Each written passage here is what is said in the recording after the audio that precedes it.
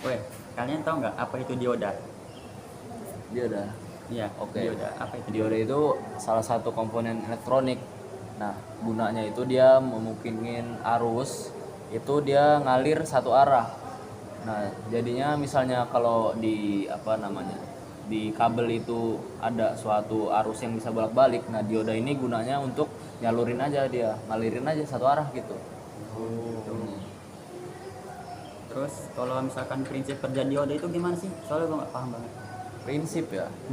Ini setahu gue ya, kalau prinsip dioda itu pertama dia ada dari P positif ke N. Anjing Terus itu yang kedua dia ada forward bias. Forward bias itu ketika polaritas tegangan itu diterapkan untuk meneruskan arus dioda dari P ke N junction.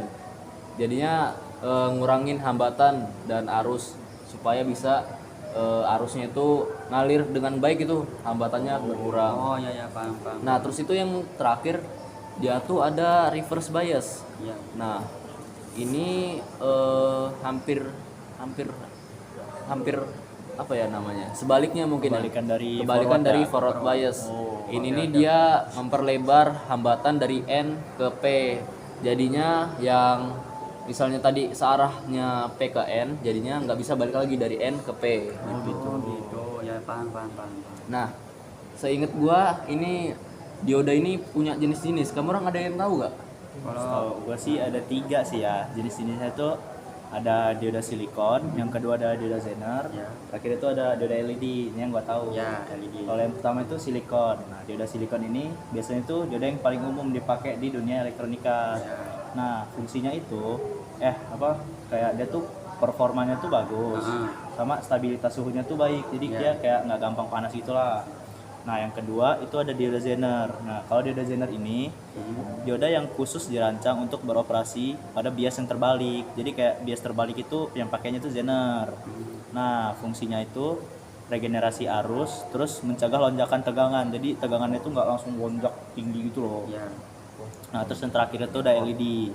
Kalau LED itu lampu-lampu kecil, kan tahu kan? Ya. Ada LED. Nah, itu tuh bisa mengkonversi arus listrik menjadi cahaya Ya. dan memungkinkan dalam berbagai aplikasi pencahayaan. Oke oke. Nah, terus itu aplikasinya selain jenis-jenis pasti ada kan aplikasinya. Ya. Gitu. Apa aja tuh? Kalau aplikasinya itu ya, gua lain jawab ya. Ya.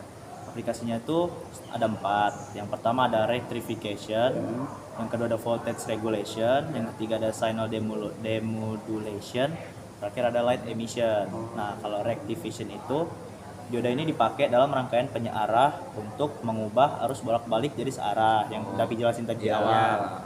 Nah, yang kedua ada voltage regulation. Nah, kalau voltage ini dipakainya di dioda Zener. Ya. Dipakainya itu untuk menjaga tegangan supaya tegangannya itu tetap di dalam rangkaian gitu. Iya, iya. Nah, yang ketiga ada signal demodulation. Nah, dioda signal demodulation ini biasanya dipakai untuk ngambil sinyal informasi dari gelombang modulasi. Jadi gelombang modulasi itu diambil informasinya.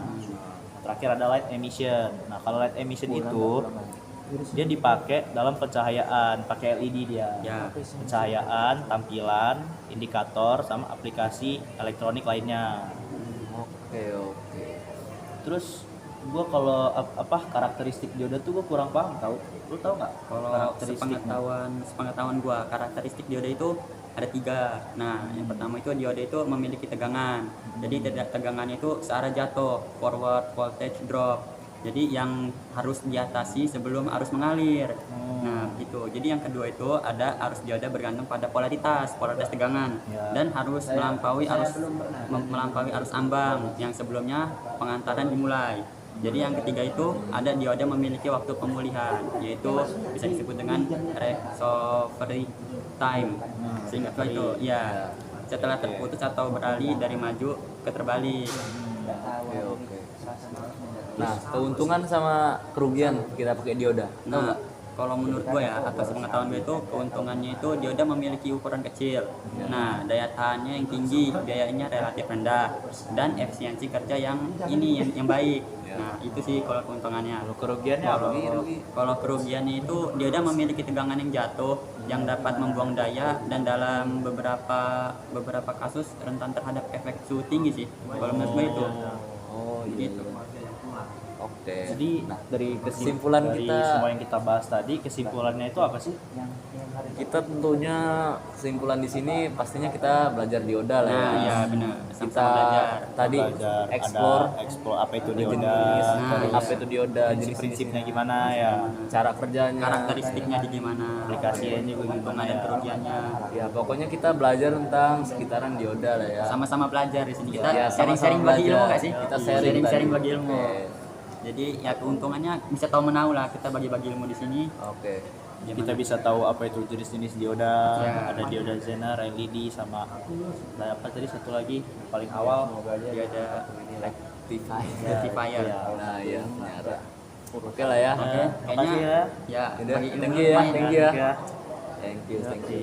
Oke, Oke, sip. Sip. Bye bye. see you. Oke.